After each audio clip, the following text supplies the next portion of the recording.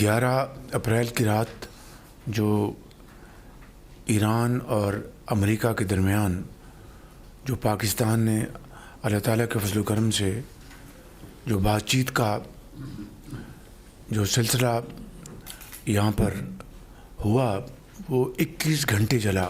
Field marshal سعید عاصم منیر اور اسحاق ڈار صاحب اور درجہ بدرجہ ممبرز ہیں، انہوں نے بہت کوشش کی صدق دل کے ساتھ تاکہ خطے میں امن قائم ہو.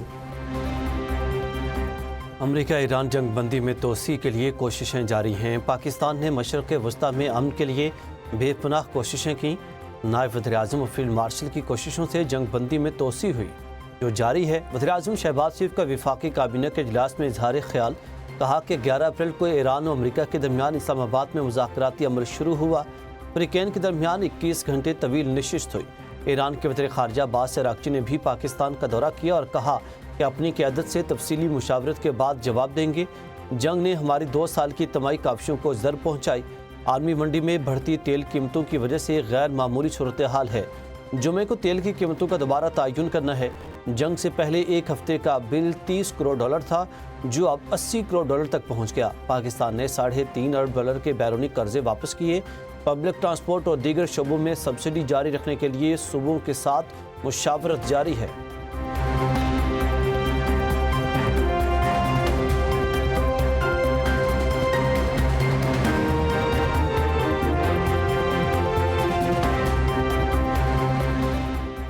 ایران جلدی کرے اور سمجھداری دکھائے. صدر ٹرمپ کی ایک بار پھر تہران کو دھمکی. ٹروتھ سوشل پر پوسٹ میں لکھا کہ ایران اپنے معاملات درست نہیں کر پا رہا، وہ نہیں جانتا کہ غیر جوہری معاہدے پر کیسے دستخط کرتے ہیں. بہتر ہے کہ وہ جلد ہوش کے ناخن لے.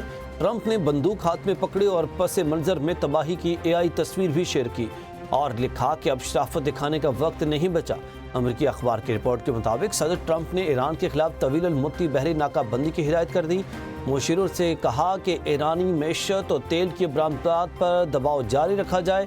دوبارہ بمباری شروع کرنا یا تنازع سے باہر نکلنا ناکہ بندی برقرار رکھنے کے مقابلے میں زیادہ خطرناک ہے. ایران نے پہلے اپنے ہرمز کو کھولنے پھر جوہری پروگرام یا مذاکرات کی تجویز دی تھی. صدر ٹرمپ نے تجاویز ماننے سے انکار کر دیا. ایران نے نظر ثانی شدہ تجاویز پر سپریم لیڈر سے مشاورت کے لیے چند دن مانگ لیے.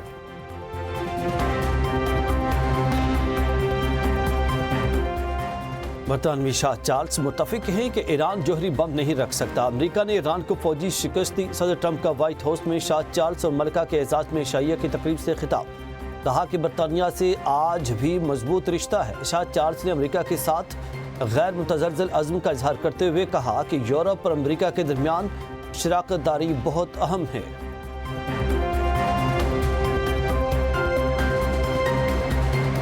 امریکہ کو محفوظ بنانے کے لیے کام کر رہے ہیں. امریکی وزیر جنگ پیٹ ہیگسیت کا کانگریس کی آرم سروسز کمیٹی کے سامنے بیان. کہا کہ صدر ٹرمپ کا واضح موقف ہے، ایران کبھی جوہری ہتھیار نہیں رکھ سکتا. وزیر جنگ کا امریکی فوج کی تنخواہوں میں 7% اضافے کا اعلان. جنرل ڈینکن نے کہا کہ ہم نے ایران جنگ میں کامیابی سے اپنے اہداف حاصل کر لیے. ایران کو کسی صورت جوہری ہتھیار رکھنے کی اجازت نہیں دے سکتے.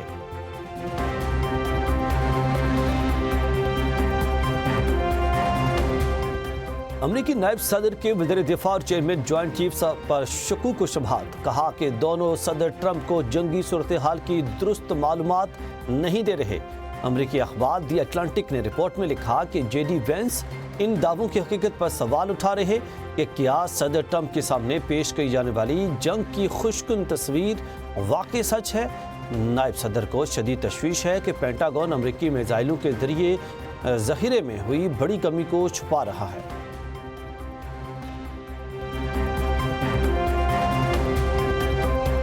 امریکہ نے ایران کے 35 اداروں اور شخصیات پر پابندیاں عائد کر دیں. ایران کے بینکاری شعبے کی مدد اربوں ڈالر کی ترسیل میں کردار ادا کرنے کا الزام. امریکی محکمہ خزانہ نے خبردار کیا ہے کہ وہ بینک بھی پابندیوں کی زد میں آ سکتے ہیں جو ایران کو اپنے حرمت سے گزرنے کے عوض ادائیگیاں کرنے والی کمپنیوں کے ساتھ کاروبار کر رہے ہیں.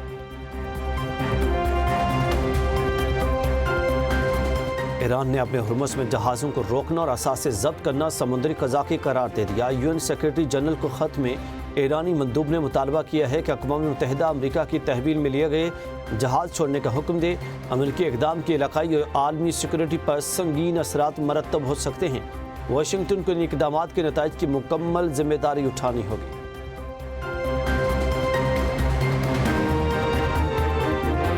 عالمی منڈی میں خام تیل کی قیمت میں 4.5% اضافہ۔ برینٹ آئل کی قیمت $117 فی بیرل اور کروڈ آئل کی قیمت $105 فی بیرل ہو گئی۔ پاکستان سٹاک مارکیٹ میں مندی کے ساتھ کاروبار کا اختتام۔ 100 انڈیکس 2500 پوائنٹس کی کمی سے 3 حدیں گنوا بیٹھا۔ مارکیٹ 1,65,823 پوائنٹ کی سطح پر بند۔ ایک تولہ سونا 5,500 روپے سستا ہو کر 4,79,000 روپے کا ہو گیا۔ عالمی مارکیٹ میں سونے کی قیمت $55 کمی کے بعد $4,572 فی اونس تک گر گئی۔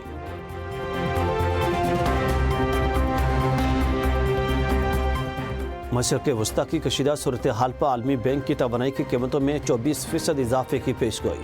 رپورٹ میں کہا کہ اگر خطے میں جاری شدید تناؤ مئی تک ختم ہو جاتا ہے تو بھی قیمتوں میں نمایاں اضافہ برقرار رہنے کا امکان ہے۔ کشیدگی بڑھنے اور سپلائی میں مزید رکاوٹ کی صورت میں قیمتیں اس سے بھی زیادہ بڑھ سکتی ہیں۔ توانائی تنصیبات پر حملوں اور اپنے ہرمز میں جہاز رانی کی رکاوٹوں نے تیل کی سپلائی کو شدید متاثر کیا۔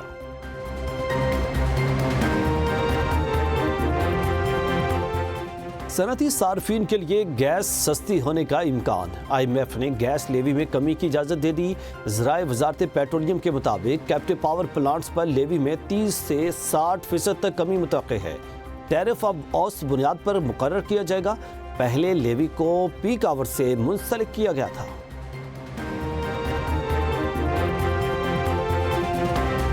وفاقی کابینہ کی ایجنڈے پر موجود مختلف شعبہ جاتی پالیسیز کی منظوری۔ ملک کی سطح پر ویکسین تیاری کی پالیسی اور پہلی national agriculture bio technology policy کی منظوری۔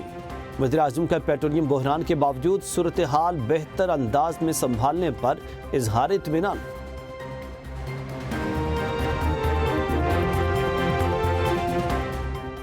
قائم مقام صدر یوسف رضا گیلانی نے جوڈیشل کمیشن کی سفارش پر اسلام آباد ہائی کورٹ کے 3 ججز کے تبادلے کی منظوری دے دی۔ Justice Mohsin Akhtar Kayani Lahore High Court, Justice Babar Sattar Peshawar High Court اور جسٹس سمر رفت کا سندھ ہائی کورٹ تبادلہ۔ وزارت قانون و انصاف نے اسلام آباد ہائی کورٹ کے 3 ججز کے تبادلوں کا نوٹیفیکیشن جاری کر دیا۔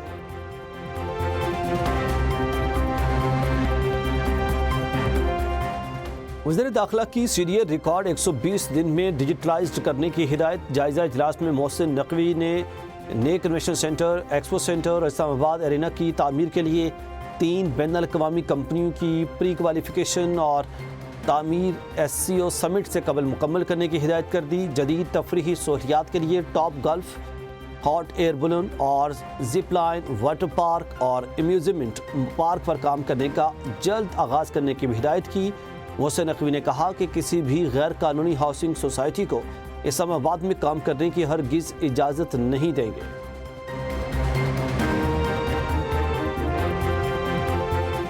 پاکستان اور یورپی یونین کے درمیان تجارتی روابط مزید مضبوط بنانے کی ضرورت ہے۔ غیر ملکی سرمایہ کاروں کو سہولیات کی فراہمی ترجیح ہے۔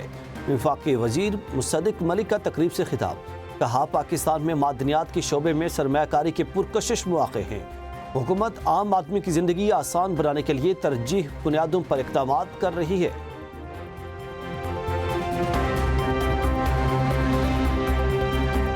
وزیر اعلیٰ پنجاب سے آسکر ایوارڈ یافتہ پاکستانی نژاد فلم ساز جرنلسٹ شرمین عبید چنائی کی ملاقات۔ NSITCT میں پنجاب فلم سٹی کے منصوبے پر تبادلہ خیال۔ اشتراک کار پر اتفاق۔ مریم نواز نے کہا کہ Punjab film city project Pakistan کا پہلا end to end media production hub بنے گا۔ وزیر اعلیٰ پنجاب کی PHA کو Minar Pakistan digital history museum کی بحالی کی ہدایت۔ شرمین عبید کا مریم نواز کی فن و ثقافت کے لیے خدمات کو خراج تحسین۔ کہا کہ بسنت میلے کو عالمی سطح پر متعارف کرانے کے لیے اگلے سال ہالی ووڈ سٹار کو باقاعدہ مدعو کیا جائے گا۔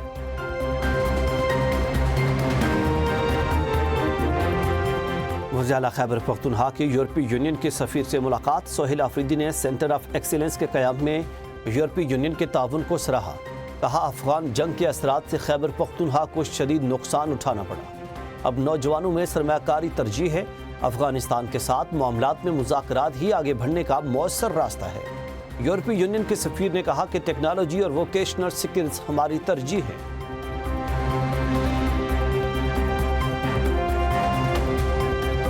اسلام آباد ہائی کورٹ نے 190 ملین پاؤنڈ کیس جمعرات کو سماعت کے لیے مقرر کر دیا۔ بانی P T I Bushra Bibi کی القادر ٹرسٹ کیس میں اپیلیں بھی سماعت کے لیے مقرر۔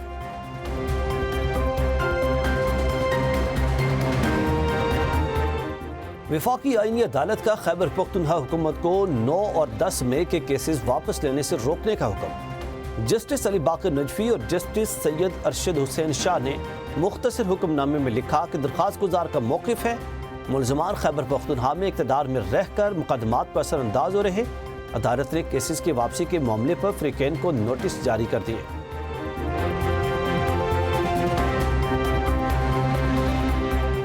بحریہ ٹاؤن کراچی منی لانڈرنگ اور کرپشن کیس میں اہم پیش رفت۔ ملک ریاض اور بیٹے علی ریاض کے انٹرپول کے ذریعے ریڈ وارنٹ جاری۔ چیئرمین نیب کہتے ہیں دونوں ملزمان جلد گرفتار کر لیے جائیں گے۔ وطن واپسی کے لیے دبئی حکومت سے رابطے میں ہیں۔ ملک ریاض کے خلاف 900 ارب روپے سے زائد کی تحقیقات مکمل ہو چکی۔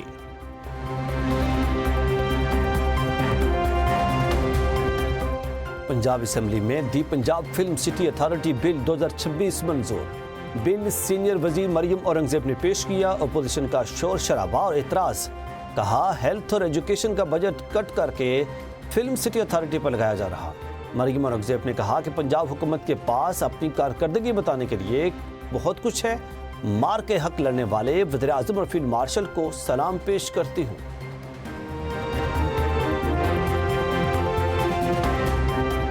میئر کراچی مرتضی وہاب کی لاہور آمد۔ وزیر پنجاب ہاؤسنگ بلال یاسین کے ساتھ میڈیا سے گفتگو میں کہا کراچی واٹر سٹوریج کی انتظامیہ کے ساتھ لاہور آیا ہوں۔ دنیا بھر میں ایک شہر دوسرے کے ساتھ اپنے انتظامی تجربات شیئر کرتا ہے۔ ہم ایک دوسرے کے تجربات سے اپنے شہریوں کی خدمت کر سکتے ہیں۔ وزیر ہاؤسنگ بلال یاسین کا کہنا تھا کہ میئر کراچی کے ساتھ اپنے تجربات شیئر کرنے کے لیے تیار ہیں۔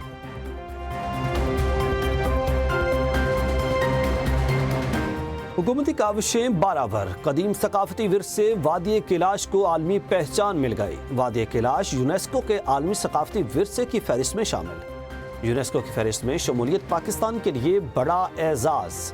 عالمی سطح پر پاکستان کا مثبت تشخص مزید اجاگر۔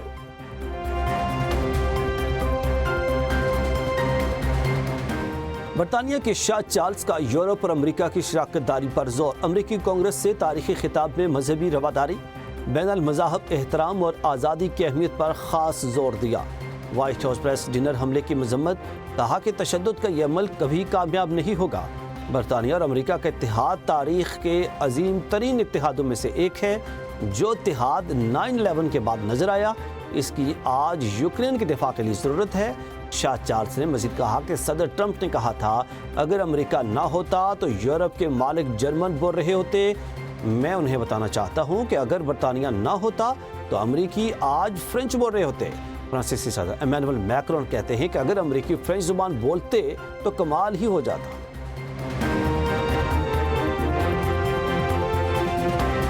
برطانوی بادشاہ نے امریکی صدر کو تاریخی بحری ابدوز کی یادگار گھنٹی تحفے میں پیش کر دی۔ کہا کہ رابطہ کرنا ہو تو گھنٹی بجا دیں۔ شاہ چارلز کے جملے پر تقریب کے شرکاء کے کہے اور تالیاں بج گئیں۔ دوسری جنگ عظیم میں استعمال ہونے والی برطانوی آبدوز کی گھنٹی دونوں ممالک کے گہرے تعلقات کی علامت قرار۔